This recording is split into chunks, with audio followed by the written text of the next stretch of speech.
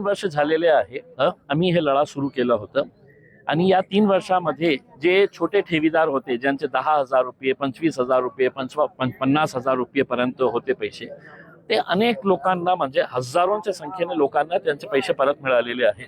पण जे मोठे ठेवीदार आहे 50,000च्या वर जे आहे, लाखोंच्या जे त्यांचे ठेवी होती त्याच्यामध्ये, त्यांचे पैसे कधी मिळणार? आता हे न्याय प्रोसेस एक सुरू आहे. आज एक हिअरिंग होतो, नंतर त्याची हिअरिंग एका महिन्यानंतर 15 दिवसानंतर होतो. आतापर्यंत 75 लोकांचा जीव गेलेला आहे, त्यांचा मृत्यू झालेली नाही आहे, त्यांची हत्या केलेली आहे या सरकारने. आणि या सरकारमध्ये बसलेले मंत्री असू द्या किंवा जे अधिकारी आहे, जे सुस्त गतीने जे काम करत आहे, त्याच्यामुळे आज त्यांच्या हक्काचा पैसा त्यांना मिळत नाही आहे. आणि आम्ही त्यांना खूप वेळ दिलेला आहे. आता आम्ही निर्णय घेतलेला आहे की आमचं आंदोलन आम्ही तीव्र करणार आहे. सोमवारी आम्ही जे प्रिन्सिपल जज आहे त्यांच्याकडे जाऊन एक विनंती करणार आहे की जशा आपण दुसऱ्या केसेसमध्ये फास्ट ट्रॅक केस चालवतो, तसाच आमची विनंती आहे की फास्ट ट्रॅक कोर्टप्रमाणे हे याची हिअरिंग्स घ्यायला पाहिजे आणि लवकरात लवकर त्याचा निकाल काढायला पाहिजे. डेली बेसिसवर का होईना, कारण आपण किती लोकांना, आता सगळ्या वयोवृद्ध लोक आहे, 80, 85, 90 वर्षापेक्षा जास्त वयाचे लोक आहे. आपण फक्त आकडा गिनत राहणार आहे का की आता 50 मेले, 75 मेले, आता 100 होणार आहे? गोरगरीब आहे, मग त्यांची कोणी दखल घेणार आहे का नाही आहे? मग सोमवारी आम्ही त्यांना भेटणार आहे आणि बुधवारी आम्ही जिल्हाधिकारी कार्यालयाच्या समोर आम्ही मोठा आंदोलन उभा करणार आहे. आम्ही जिल्हाधिकारी साहेबांना विनंती करणार आहे, हे जे 50-50, 65 प्रलंबित केसेस आहे, कुणाच्या हातात आहे? ते तहसीलदार कन्नडच्या हातात आहे, तहसीलदार पैठणच्या हातात आहे, छत्रपती संभाजीनगरच्या तहसीलदारकडे आहे. हे जे प्रलंबित प्रकरण आहे ते का निकाली काढण्यात येत नाही आहे? का त्याला प्राधान्य देण्यात येत नाही आहे?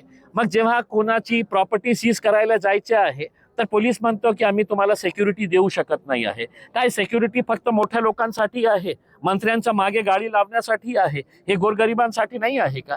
तर आम्ही बुधवारी हे एक मीटिंग घेणार आहे आणि समजा बुधवारी आम्हाला समाधानकारक उत्तर मिळालं नाही, कारवाई आम्हाला दिसली नाही, तर आम्ही याच्या पुढे जे मंत्री आम्हाला दिसेल त्याचा घेराव आम्ही करणार आहे. नुकतेच राजकीय प्रश्न एक, नुकतेच ठाकरे सेनेतून होऊन गेलेले जे 6 खासदार, त्यातील एक खासदार संजय पाटील यांनी मीडियाला धमकी दिल्याचं प्रकरण समोर आलेलं आहे. शिवीगाळ देखील केलेली आहे आणि संपूर्ण राज्यात प्रकरण सध्या आता गाजतंय. मला काही आश्चर्य वाटलं नाही.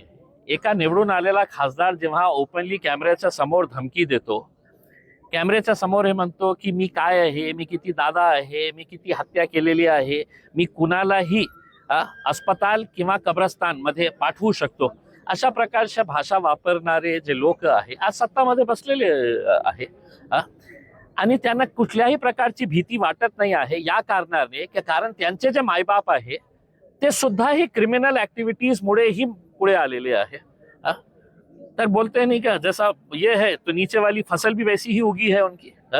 सगळे क्रिमिनल्स जेव्हा इकट्ठा होतं तर अशा प्रकारची भाषा आपल्याला ऐकायला.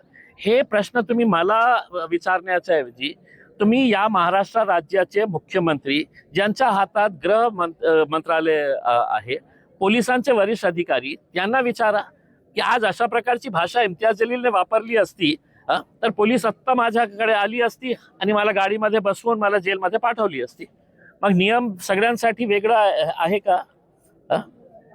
तर नियम सगळ्यांसाठी बरोबर असेल तर त्यांच्यावरही कारवाई व्हायला पाहिजे. आणि पत्रकारांना दमदाटी करून काय आहे? तुम्ही पैसे घेऊन एका पक्षातून जेव्हा तुम्हाला लोक निवडून देता तर या कारणाने देता की आम्हाला हे पक्ष आम्हाला पटवत नाही म्हणून आम्ही तुम्हाला मतदान करत आहे, तुम्हाला निवडून देत आहे, आणि निवडून आल्यानंतर तुम्ही पैसे घेऊन या पक्षातून त्या पक्षामध्ये, त्या पक्षातून या पक्षामध्ये उडी मारणार असेल तर लोकांचा विश्वास या लोकशाहीमध्ये राहणार कशा?